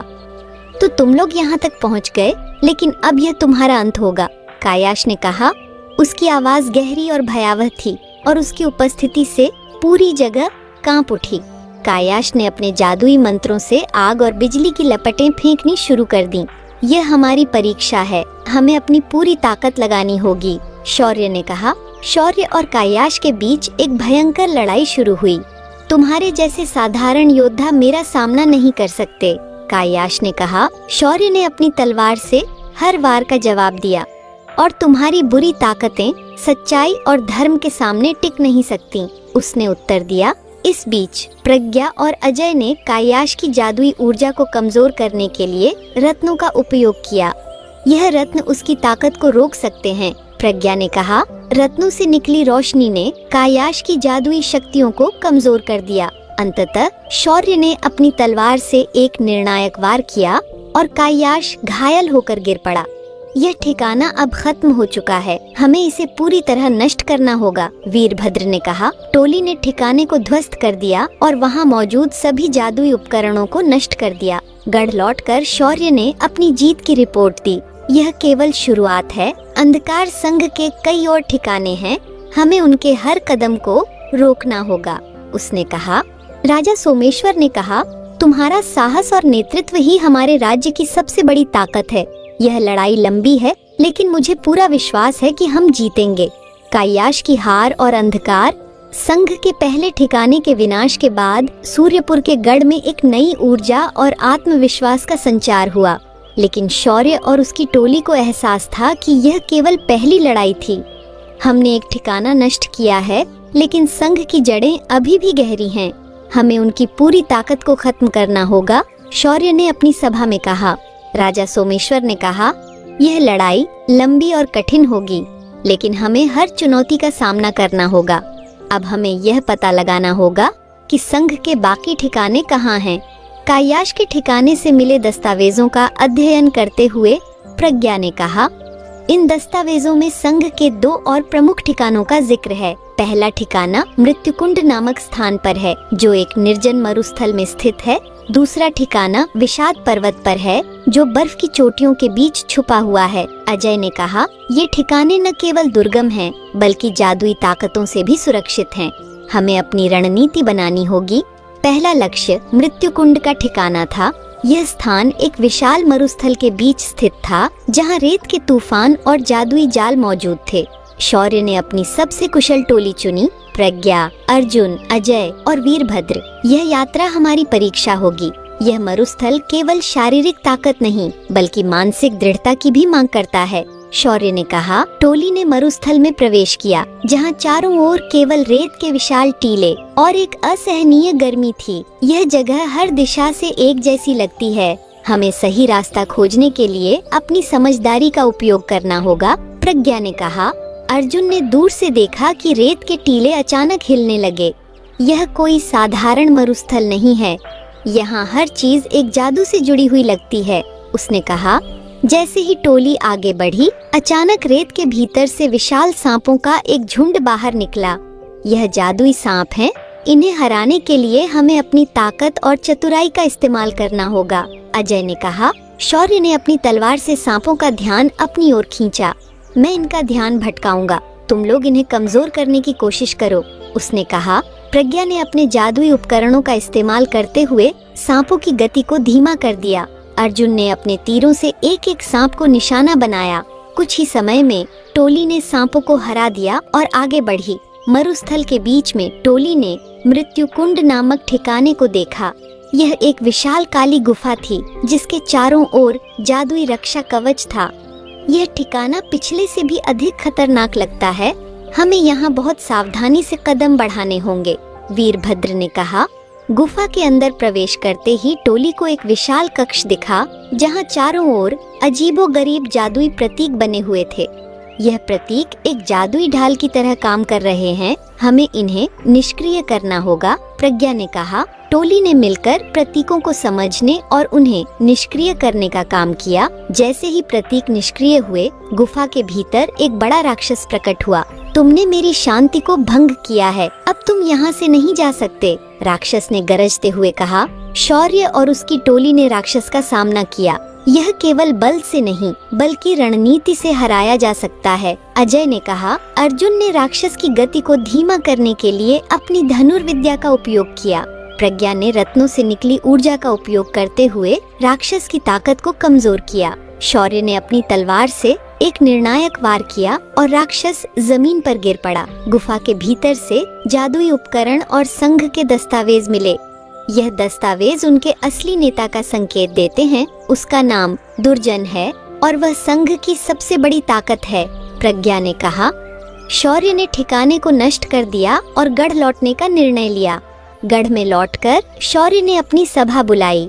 दुर्जन अंधकार संघ का असली नेता है। हमें उसे हराने के लिए उसकी ताकत और कमजोरियों का पता लगाना होगा, उसने कहा। अजय ने कहा, यह लड़ाई अब केवल ठिकानों की नहीं बल्कि दुर्जन के जादू और उसकी सेना की है। हमें अपनी ताकत को और बढ़ाना होगा। शौर्य ने पड़ोसी राज्यों के नेताओं से संपर्क किया और उनकी सहायता मांगी। यह लड़ाई केवल सूर्यपुर की नहीं बल्कि पूरे क्षेत्र की है। अगर हम एकजुट नहीं हुए तो अंधकार संघ हर राज्य को कमजोर कर देगा, उसने कहा। पड़ोसी राज्यों ने अपनी सेनाएं और संसाधन भेजने का वादा किया। शौर्य और उसकी टोली ने अब विषाद पर्वत की ओर कूच किया। यहाँ की ठंड और बर्फ हमारी सबसे बड़ी दुश्मन होगी। हमें हर कदम सोच समझकर उठाना होगा, वीरभद्र ने कहा। विषाद पर्वत की यात्रा के दौरान टोली को दुर्जन के संदेश का सामना करना पड़ा। तुम मेरे ठिकानों को नष्ट कर सकते हो लेकिन मेरी शक्ति को हरा नहीं सकते। मैं तुम्हारे राज्य और तुम्हारी ताकत को नष्ट कर दूंगा। दुर्जन की आवाज चारों ओर गूंजी। शौर्य ने दृढ़ता से कहा, तुम्हारी बुरी ताकतें हमारे साहस और एकता के सामने टिक नहीं सकती। यह लड़ाई तुम्हारे अंत तक जारी रहेगी। शौर्य, प्रज्ञा, अर्जुन, अजय और वीरभद्र ने विषाद पर्वत की ओर कूच किया। यह पर्वत अंधकार संघ का दूसरा प्रमुख ठिकाना था। ठंड की तेज हवाएं और बर्फ की सफेद चादर हर दिशा में फैली हुई थीं। यह स्थान अजीब लगता है। चारों ओर सन्नाटा और ठंड का ऐसा असर है कि जैसे यह जगह ही जीवन को रोकने के लिए बनी हो, अर्जुन ने कहा। प्रज्ञा ने जादुई नक्शे की ओर इशारा करते हुए कहा, यहाँ कई खतरनाक बाधाएं हैं, हमें इनसे बचते हुए आगे बढ़ना होगा। विषाद पर्वत सिर्फ दुर्जन के ठिकाने का स्थान नहीं बल्कि उसकी जादुई ताकत का केंद्र भी है। जैसे ही टोली ने पर्वत के ऊंचाई वाले हिस्से में प्रवेश किया, अचानक तेज हवाओं के साथ बर्फ का भयंकर तूफान शुरू हो गया। यह तूफान साधारण नहीं है, यह दुर्जन का जादू है। वह हमें रोकने के लिए हर संभव कोशिश करेगा, अजय ने कहा। वीरभद्र ने अपनी भारी ढाल का उपयोग करते हुए टोली को तूफान से बचाने का प्रयास किया। हम एक दूसरे के करीब रहें और धीरे धीरे आगे बढ़ें। यह तूफान हमारी शक्ति की परीक्षा ले रहा है, उसने कहा। प्रज्ञा ने अपनी जादुई अंगूठी का उपयोग करके एक सुरक्षा घेरा बनाया जो तूफान की तीव्रता को कम कर रहा था। तूफान थमने के बाद टोली ने देखा कि बर्फ से बने मानवाकार योद्धा अचानक प्रकट हो गए। यह दुर्जन के जादुई रक्षक हैं। हमें इनसे लड़ने के लिए जादुई ताकतों का उपयोग करना होगा, प्रज्ञा ने चेतावनी दी। अर्जुन ने अपने धनुष से तीर चलाए, लेकिन वे बर्फ के योद्धाओं को नुकसान नहीं पहुंचा पाए। ये साधारण हथियारों से नहीं मरेंगे, हमें इनके मूल को नष्ट करना होगा, अजय ने कहा। प्रज्ञा ने रत्नों की शक्ति का उपयोग करते हुए एक तेज रोशनी प्रकट की जिसने योद्धाओं को कमजोर कर दिया। शौर्य ने अपनी तलवार से अंतिम वार करते हुए सभी बर्फ योद्धाओं को नष्ट कर दिया। पर्वत के ऊपरी हिस्से पर पहुंचने के बाद टोली ने एक गहरी गुफा देखी। यह गुफा ठिकाने का प्रवेश द्वार थी। यह गुफा हमारी सबसे बड़ी चुनौती होगी। दुर्जन ने इसे अपनी जादुई शक्तियों से सुरक्षित किया होगा, अजय ने कहा। गुफा के द्वार पर अजीबोगरीब चिन्ह बने हुए थे जिनसे एक काले रंग की ऊर्जा निकल रही थी। यह चिन्ह हमें चेतावनी दे रहे हैं कि यहाँ आगे बढ़ना खतरनाक हो सकता है, प्रज्ञा ने कहा। गुफा के भीतर टोली को एक विशाल जलधारा मिली। यह जलधारा दिखने में साधारण लग रही थी, लेकिन जैसे ही उन्होंने इसे पार करने की कोशिश की, वह आग में बदल गई। यह एक जादुई छलावा है। यह हमारी समझदारी की परीक्षा है, अजय ने कहा। प्रज्ञा ने गहराई से जलधारा का निरीक्षण किया और समझा कि इसे पार करने का सही तरीका इसके जादुई चिन्हों को निष्क्रिय करना है। अगर हम इन चिन्हों को सही क्रम में छुएं, तो यह आग शांत हो जाएगी, उसने कहा। टोली ने मिलकर चिन्हों को निष्क्रिय किया और जलधारा को पार किया। जलधारा पार करने के बाद टोली को एक बड़े कक्ष में ले जाया गया। कक्ष में दीवार पर एक घड़ी थी जो उलटी दिशा में चल रही थी। यह समय की चुनौती है। अगर हम इसे हल नहीं कर पाए तो यह कक्ष हमें हमेशा के लिए कैद कर लेगा, प्रज्ञा ने कहा। घड़ी के चारों ओर जादुई पहेलियां लिखी हुई थीं। हमें इन पहेलियों को हल करना होगा। हर सही उत्तर हमें समय देगा और गलत उत्तर घड़ी की गति को तेज कर देगा, अजय ने कहा। शौर्य और प्रज्ञा ने मिलकर पहेलियों को हल किया। उनके सही उत्तरों ने कक्ष के दरवाजे को खोल दिया और टोली आगे बढ़ी। गुफा के अंत में मुख्य कक्ष था जहां दुर्जन का सबसे शक्तिशाली रक्षक तैनात था। यह एक विशालकाय आकृति थी जो पत्थर और जादू से बनी थी। तुम यहाँ तक पहुँच गए लेकिन आगे नहीं जा सकते, रक्षक ने गूंजती हुई आवाज में कहा। शौर्य ने तलवार निकालते हुए कहा, हम हर बाधा को पार करेंगे। तुम्हारी ताकत हमारी एकता के सामने कमजोर पड़ जाएगी। रक्षक ने अपनी शक्ति से पूरे कक्ष को हिलाना शुरू कर दिया। यह हमारी सबसे कठिन लड़ाई है। हमें इसकी ताकत को समझकर इसे हराना होगा, अजय ने कहा। रक्षक ने आग और पत्थरों की बौछार शुरू कर दी। अर्जुन ने अपने धनुष से उसकी कमजोर जगहों पर निशाना साधा। इसका केंद्र इसकी ताकत है, हमें इसे कमजोर करना होगा, उसने कहा। प्रज्ञा ने रत्नों की शक्ति का उपयोग करते हुए रक्षक के जादू को निष्क्रिय करना शुरू किया। शौर्य और वीरभद्र ने अपनी तलवारों से लगातार हमला किया। यह समय है इसे खत्म करने का, शौर्य ने कहा और अपनी पूरी ताकत लगाकर अंतिम वार किया। रक्षक के नष्ट होते ही कक्ष में एक गूंजती हुई आवाज आई, तुमने मेरे एक और ठिकाने को नष्ट कर दिया, लेकिन मैं अब तुम्हें अपने जाल में फंसाऊंगा।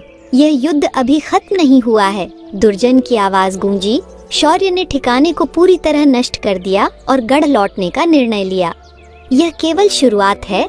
दुर्जन की ताकत हमारे हर कदम पर बढ़ रही है। हमें हर हाल में उसे रोकना होगा, उसने कहा। गढ़ में लौटकर शौर्य ने अपनी सेना को एकत्र किया और कहा, हमने 2 ठिकाने नष्ट कर दिए हैं, लेकिन यह लड़ाई अभी खत्म नहीं हुई है। हमें दुर्जन को हराने के लिए अपनी ताकत को और बढ़ाना होगा। राजा सोमेश्वर ने कहा, तुम्हारे नेतृत्व में यह राज्य हर चुनौती का सामना करेगा। हमें विश्वास है कि यह लड़ाई हमारी जीत के साथ समाप्त होगी। विषाद पर्वत के ठिकाने को नष्ट करने के बाद शौर्य और उसकी टोली सूर्यपुर के गढ़ में वापस पहुंची, लेकिन गढ़ में लौटते ही एक भयानक घटना हुई। गढ़ के आसमान में अचानक अंधेरा छा गया और तेज बिजली चमकने लगी। यह दुर्जन का संदेश है, प्रज्ञा ने चिंतित स्वर में कहा। अचानक एक गूंजती हुई आवाज पूरे गढ़ में सुनाई दी। शौर्य, तुमने मेरे 2 ठिकानों को नष्ट कर दिया, लेकिन अब मेरी सहन शक्ति समाप्त हो चुकी है। मैं तुम्हारे राज्य को नष्ट करने आ रहा हूँ। अगर तुम में हिम्मत है तो मेरे गढ़ तक आओ, मैं तुम्हारा इंतजार करूँगा। शौर्य ने अपने योद्धाओं की ओर देखा और कहा, यह दुर्जन की चुनौती है। वह चाहता है कि हम डर कर पीछे हट जाएं, लेकिन हम पीछे नहीं हटेंगे। यह लड़ाई हमारे राज्य, हमारे लोगों और हमारी स्वतंत्रता के लिए है। प्रज्ञा ने रत्नों और जादुई नक्शे का उपयोग करते हुए दुर्जन के गढ़ का स्थान पता लगाने की कोशिश की। यह ठिकाना महाकाल दुर्ग के नाम से जाना जाता है। यह एक प्राचीन किला है जो एक ज्वालामुखी के पास स्थित है। यह किला न केवल दुर्जन की ताकत का केंद्र है, बल्कि उसकी सेना का मुख्यालय भी है, उसने कहा। अजय ने कहा, महाकाल दुर्ग तक पहुंचना आसान नहीं होगा। वहां का हर कोना दुर्जन के जादू से सुरक्षित होगा। हमें सावधानी और चतुराई से काम करना होगा। शौर्य ने अपनी सबसे भरोसेमंद टोली प्रज्ञा, अर्जुन, अजय और वीरभद्र को साथ लिया और महाकाल दुर्ग की ओर कूच किया। यह हमारी सबसे कठिन यात्रा होगी। दुर्जन ने इस स्थान को अपनी जादुई ताकतों से ढक रखा है। हमें हर कदम पर सतर्क रहना होगा, शौर्य ने कहा। महाकाल दुर्ग के पास पहुंचते ही टोली ने देखा कि उनके सामने लावा की कई नदियां बह रही थीं। इन नदियों को पार करना असंभव लग रहा था। यह जगह पूरी तरह से दुर्जन के जादू से बनी है। यह हमें रोकने का पहला जाल है, प्रज्ञा ने कहा। अर्जुन ने सुझाव दिया, हम यहाँ चट्टानों और रस्सियों का उपयोग करके पुल बना सकते हैं। यह खतरनाक होगा, लेकिन और कोई रास्ता नहीं है। टोली ने मिलकर चट्टानों और रस्सियों से एक अस्थायी पुल बनाया, लेकिन जैसे ही उन्होंने पुल पर कदम रखा, लावा में से आग के विशाल गोले निकलने लगे। यह दुर्जन का जादू है, वह हमें रोकने की हर कोशिश करेगा, अजय ने कहा। शौर्य ने अपनी अंगूठी की शक्ति का उपयोग करते हुए लावा की आग को शांत किया। अंततः टोली ने लावा की नदियां पार कर लीं। दुर्ग के मुख्य द्वार से पहले टोली को एक विशाल कक्ष मिला, जिसमें चारों ओर जादुई दर्पण लगे हुए थे। ये दर्पण हमारे सबसे बड़े भय और कमजोरी को दिखाने के लिए बनाए गए हैं। अगर हमने अपने डर को हराया तो ही हम आगे बढ़ पाएंगे, प्रज्ञा ने कहा। शौर्य ने पहला दर्पण देखा, जिसमें उसने खुद को अपने लोगों की हार के बीच खड़ा पाया, लेकिन उसने अपने साहस और दृढ़ता से इसे हराया। अर्जुन, अजय और प्रज्ञा ने भी अपने अपने डर का सामना किया और उन्हें हराया। यह केवल एक परीक्षा थी, हमने इसे पार कर लिया, वीरभद्र ने कहा। अंततः टोली महाकाल दुर्ग के प्रवेश द्वार तक पहुंच गई। यह द्वार विशाल और भव्य था, लेकिन इसके ऊपर जादुई चिन्ह चमक रहे थे। यह चिन्ह केवल सच्चाई और साहस से ही निष्क्रिय हो सकते हैं। हमें अपने इरादों को साबित करना होगा, प्रज्ञा ने कहा। शौर्य ने अपनी तलवार उठाकर कहा, हम यहाँ किसी बुरी ताकत को बढ़ावा देने के लिए नहीं, बल्कि सत्य और धर्म की रक्षा के लिए आए हैं। हमारा उद्देश्य न्याय करना है। जैसे ही उसने यह कहा, द्वार धीरे धीरे खुल गया। महाकाल दुर्ग के अंदर एक विशाल कक्ष में दुर्जन खड़ा था। उसकी उपस्थिति भयानक थी। उसकी आंखें लाल और गहरी थीं और उसके चारों ओर काले धुएं का एक आवरण था। तो तुम आखिरकार यहाँ तक पहुँच ही गए, लेकिन अब यह तुम्हारा अंत होगा, दुर्जन ने कहा। शौर्य ने तलवार उठाते हुए कहा, तुम्हारी ताकत हमें नहीं डरा सकती। यह लड़ाई न्याय और अन्याय के बीच है और अन्याय का अंत निश्चित है। दुर्जन ने अपनी जादुई शक्तियों का उपयोग करते हुए आग, बिजली और बर्फ के हमले किए। तुम मेरे जादू का सामना नहीं कर सकते, उसने कहा। शौर्य ने अपनी तलवार और अंगूठी की शक्ति का उपयोग करते हुए हर हमले का जवाब दिया। तुम्हारी ताकत केवल डर और धोखे पर आधारित है, लेकिन हमारी ताकत सच्चाई और एकता में है, शौर्य ने कहा। अर्जुन ने दूर से दुर्जन की कमजोर जगहों पर निशाना साधा, जबकि प्रज्ञा और अजय ने रत्नों की शक्ति का उपयोग करते हुए दुर्जन की जादुई ताकत को कमजोर किया। वीरभद्र ने अपने भारी वार से दुर्जन को विचलित किया। जब दुर्जन ने देखा कि उसकी ताकत कम हो रही है, तो उसने अपनी अंतिम चाल चली। मैं तुम्हें और तुम्हारे राज्य को समाप्त कर दूंगा। यह महाकाल दुर्ग अब तुम्हारा अंत होगा, उसने कहा और पूरे दुर्ग को नष्ट करने का प्रयास किया। प्रज्ञा ने तुरंत रत्नों की शक्ति का उपयोग करते हुए दुर्ग को स्थिर किया। यह हमारा अंतिम मौका है, हमें दुर्जन को अभी खत्म करना होगा, उसने कहा। शौर्य ने अपनी तलवार से दुर्जन पर अंतिम वार किया और वह काले धुएं में बदलकर गायब हो गया। दुर्जन के अंत के साथ महाकाल दुर्ग ढहने लगा। टोली ने तेजी से दुर्ग से बाहर निकलते हुए अपनी जान बचाई। यह दुर्जन का अंत था, लेकिन हमें यह सुनिश्चित करना होगा कि अंधकार संघ फिर कभी न उभरे, शौर्य ने कहा। गढ़ में लौटकर शौर्य और उसकी टोली का भव्य स्वागत किया गया। यह केवल एक लड़ाई की जीत नहीं, बल्कि सच्चाई और धर्म की विजय है। यह राज्य अब और अधिक मजबूत और सुरक्षित होगा, राजा सोमेश्वर ने कहा। महाकाल दुर्ग से विजयी होकर लौटने के बाद सूर्यपुर के गढ़ में एक उत्साह का माहौल था। चारों ओर ढोल नगाड़ों की गूंज थी और लोग अपने राजा शौर्य और उसकी टोली का स्वागत करने के लिए एकत्र हुए थे। यह हमारी एकता और साहस की जीत है। अब हमारा राज्य अंधकार की छाया से मुक्त है, राजा सोमेश्वर ने गर्व से कहा। शौर्य ने प्रांगण में खड़े होकर अपनी सेना और जनता को संबोधित किया। यह विजय केवल मेरी नहीं, बल्कि हर उस योद्धा और नागरिक की है जिसने अपनी भूमिका निभाई। लेकिन अब समय है कि हम अपने राज्य को फिर से समृद्ध और खुशहाल बनाएं। यह हमारी असली जिम्मेदारी है। युद्ध के दौरान राज्य के कई हिस्से बर्बाद हो चुके थे। गांवों में अनाज की कमी थी, व्यापार ठप था और कई घर खंडहर में बदल गए थे। प्रज्ञा ने शौर्य से कहा, युद्ध जीतना हमारी पहली चुनौती थी, लेकिन अब हमें अपने राज्य के पुनर्निर्माण पर ध्यान देना होगा। यह काम उतना ही कठिन होगा। अर्जुन ने कहा, हमें राज्य के सभी हिस्सों में दौरा करना चाहिए। यह देखने की जरूरत है कि कहां सबसे अधिक मदद की आवश्यकता है। शौर्य ने अपने सैनिकों और सलाहकारों के साथ गांव-गांव का दौरा करना शुरू किया। पहले गांव में एक वृद्ध किसान ने कहा, हमने अपने खेतों को बर्बाद होते देखा है, लेकिन हमें विश्वास है कि हमारे राजा हमें फिर से उठने में मदद करेंगे। शौर्य ने उस किसान का हाथ पकड़ते हुए कहा, यह राज्य आपके जैसे मेहनती लोगों के कारण जीवित है। हम आपके खेतों को फिर से उपजाऊ बनाएंगे और आपकी मेहनत को सम्मान देंगे। वीरभद्र ने गांव के युवाओं को एकत्र किया और कहा, तुम सब हमारी सेना में शामिल हो सकते हो। यह न केवल तुम्हें सुरक्षा प्रदान करेगा, बल्कि तुम्हें अपने राज्य के पुनर्निर्माण में भी मदद करने का मौका देगा।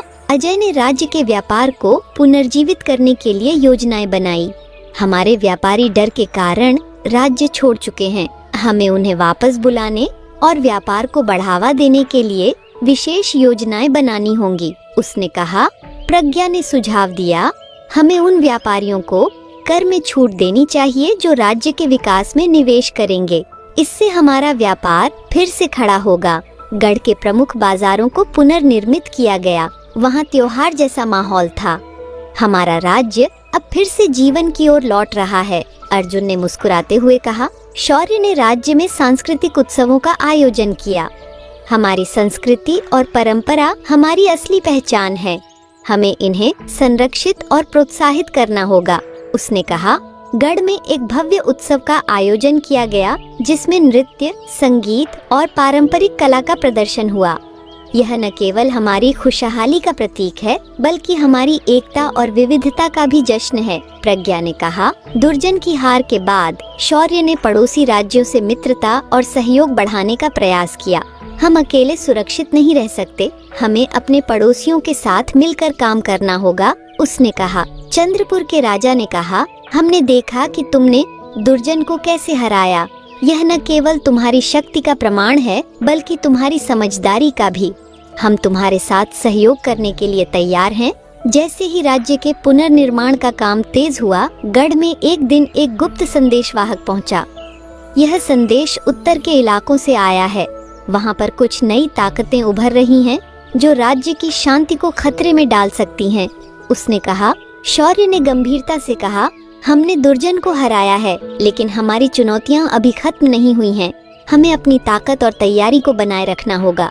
वीरभद्र ने राज्य की नई सेना का गठन किया। उसने युवाओं को युद्ध कौशल सिखाया और उन्हें आधुनिक हथियारों का प्रशिक्षण दिया। यह सेना न केवल हमारे राज्य की रक्षा करेगी, बल्कि इसे और मजबूत बनाएगी, उसने कहा। अर्जुन ने तीरंदाजों की एक विशेष टुकड़ी तैयार की। ये तीरंदाज हमारी सबसे बड़ी ताकत होंगे। इन्हें दुश्मन की किसी भी चाल को विफल करने के लिए प्रशिक्षित किया जाएगा। उसने कहा। प्रज्ञा ने राज्य में शिक्षा को प्राथमिकता दी। उसने गढ़ में एक बड़ा विद्यालय खोला जहां बच्चों को न केवल पढ़ाई बल्कि जीवन के कौशल भी सिखाए गए। हमारी आने वाली पीढ़ी को इतना सशक्त बनाना होगा कि वे किसी भी चुनौती का सामना कर सकें, उसने कहा। शौर्य ने विद्यालय के उद्घाटन के अवसर पर कहा, हमारे बच्चों की शिक्षा हमारी सबसे बड़ी संपत्ति है। यही हमारी असली ताकत होगी। राज्य के हर कोने में दौरा करते हुए शौर्य ने देखा कि लोग उसकी मेहनत और नेतृत्व से प्रेरित हो रहे हैं। यह केवल शुरुआत है। हमें एक ऐसा राज्य बनाना होगा जो न केवल मजबूत हो बल्कि हर व्यक्ति के लिए सुरक्षित और खुशहाल हो, उसने अपनी टोली से कहा। अजय ने उत्तर दिया, तुम्हारा नेतृत्व हमारे राज्य को महानता की ओर ले जा रहा है। यह केवल एक राजा की नहीं बल्कि एक सच्चे नायक की कहानी है।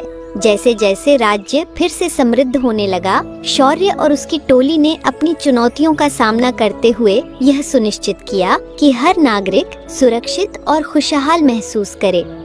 हमने अंधकार को हराया है। अब समय है कि हम अपने राज्य को रोशनी और समृद्धि का प्रतीक बनाएं, शौर्य ने घोषणा की।